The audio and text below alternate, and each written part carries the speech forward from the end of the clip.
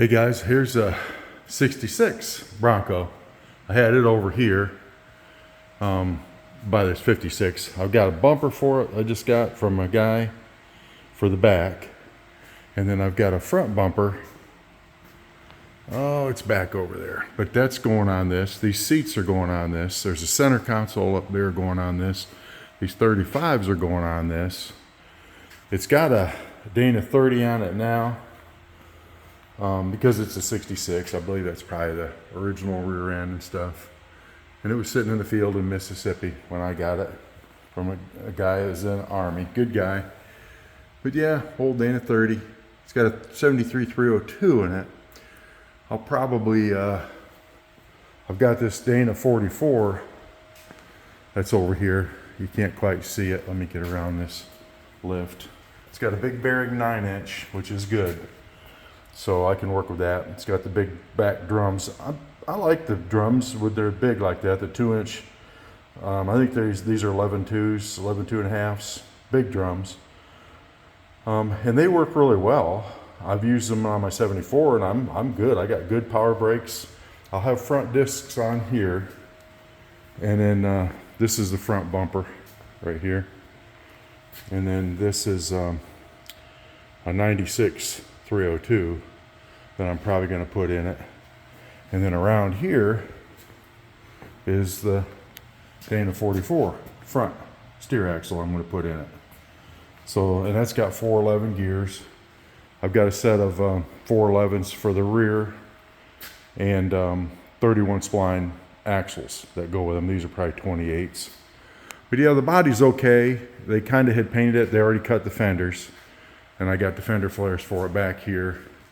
The doors are pretty much hollowed out. I don't think they don't work too great. They got the quick pin hinges where you can pop the hinges off. So I'll probably pull these off and I'll put these trail doors I got on it. And this will become more of an outdoor type rig. I'll take it out in the summer times. Well, I'll do it anytime the weather's okay. It's got a hard top. I may leave that on there. I'm kind of looking it over. I got the gas shocks that go here for it. I've been buying parts for this thing. It's got a little corrosion up here and a little bit underneath, but it isn't too bad. Doesn't have any along this seam of any consequence. There might be a tiny bit. But either way, yeah, probably I feel a little bubbling. But it'll mostly be inside after this. Except when it goes on the trails. There's a little nick here I'll touch up. I'll put Nerf bar type skid rails on the side here. And then, like I say, it'll run the 35s. I'll have 3-to-1 steering with a tilt steering wheel. I've got another hood I'm going to put on it, but I am going to raise this body. You can see here the lift, it's a stock lift right now on the body. But I am going to raise the body up probably 3 or 4 inches. And this suspension, I've got all the parts for it. I got the Progressive Rate 11 leaf springs. They're over here. I've got the 3.5, this is 2.5 inch in the front, 3.5 inch in the rear. There's the disc brakes for it. There's the other coil. For the rear, and it's going to be 3.5 in the rear, 4.5, 2.5 in the front. So I have a tiny, maybe 1 inch down angle. And I do that because I end up putting weight in the back. I've got the president of our Georgia Bronco Club, Brian's he's got a full roll cage that he's taken out of his, and that's gonna end up in this one. So it'll have a full cage, 411 gears, 9-inch rear end, Dana 44 front end, 3-to-1 power tilt steering, Dakota digital dash. Somebody's already cut a big hole in the dash, so I'll do to this one like I did to my other one. I'll plate that and make it a plate that comes off that can that has all the switches and everything. And then anytime I need to do any work, I just pull the plate and everything's on the plate. I'll do that. And like I said, these buckets will go in it. They worked well on my 74 for what I do with it. I've got a rag top upstairs I can put on it, and I've got a bimini top I can put on it. But yeah, it's going to be pretty cool when it's done. They'll have LED lighting. front and rear, and it'll have, like I said, this 96 302. Probably running carburetor for a little bit because I got it. Got a brand new carburetor, and I got a bunch of carburetors anyway, but I may put fuel injection on it.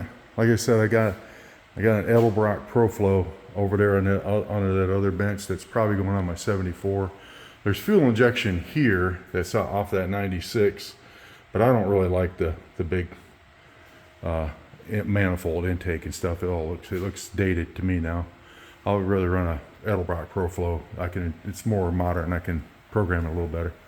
But yeah, these doors will come off, and heck, you can just lift them off right now, other than undoing that strap. And then they'll have trail doors on it. All this will be cleaned out, organized, put away, set up, fixed. Yeah, the old girl will look pretty cool when she's done, but it will be off-road centric. These fenders, I believe, are aftermarket already, so I'll just cut them out to put the flares on because they're already fitting funky. But again, I'm not going to be. I do like what I do with these. I run them. They don't get babied. It's not an eyebrow 66, so I don't think it's the earliest early, but it is a 66. So it's the first generation Bronco.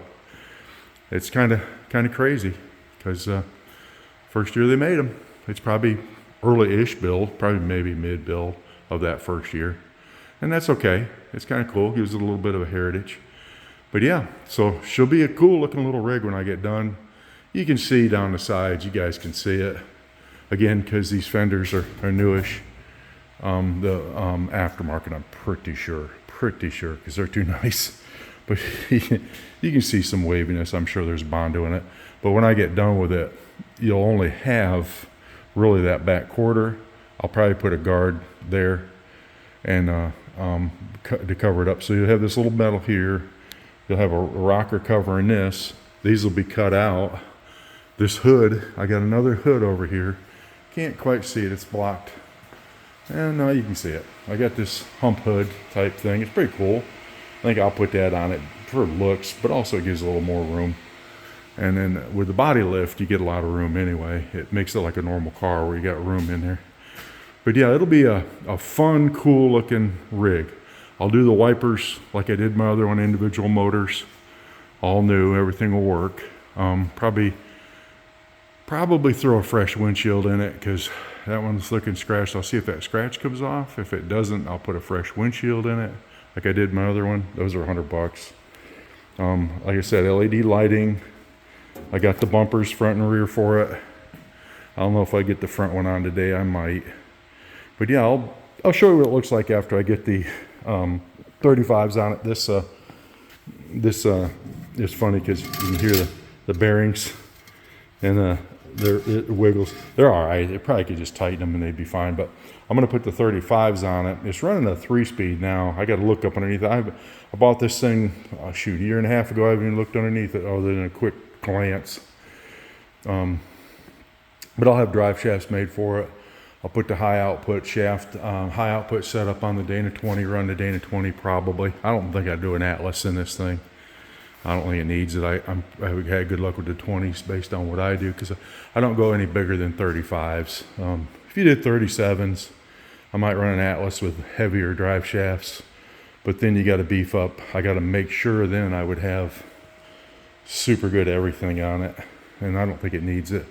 I went through Moab and everything with my 74 with 350 gears on 35s with 28 spline, and I put it through everything but Pritchett's Canyon almost, and it did fine. You just don't horse on it.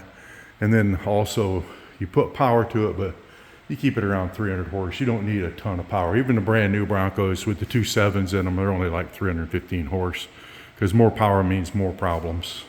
You need it to climb and go over obstacles and to go, but you don't need power excessively off-road because it'll just get you buried deeper if you got problems. You just don't need it. And on these things, more power just causes more problems. You want it to where you can drive in on 2-wheel, go to where you want to go and play, and then if you get in a little bind, you flip her into 4-wheel to get you out. If you drive in on 4-wheel, a lot of times you might have a problem getting back out. You can winch, but There's, you know, those type of things. The only real dent I see is right here. And I don't know what happened there, but that's not a big deal. It's in the rocker panel, but that'll be covered up by the protection plate. And there might be a few more dents this old girl gets along the road anyway, because it's going to be used. And it's going to be a play toy. It's going to be fun. And it'll be nice. I build them really rugged. I mean, this thing will be tough. She'll have to put her through a lot to hurt it. But the frame looks good. Body's good enough. Everything else inside looks okay. I think the old girl's buildable. I'll show you what it looks like after I do the 35s on it and set it on the ground, because I got to move it forward, put my Super Duty back in here. And I'll be cleaning it out, getting it all organized. I'll kind of keep you guys up to date on it. I won't be able to do a ton of filming while I'm working, but then I'll update you. A little later, I'll get better probably at being able to capture things on film as I'm doing them. But you guys will kind of get the gist of it as it goes along and what was done. See you later.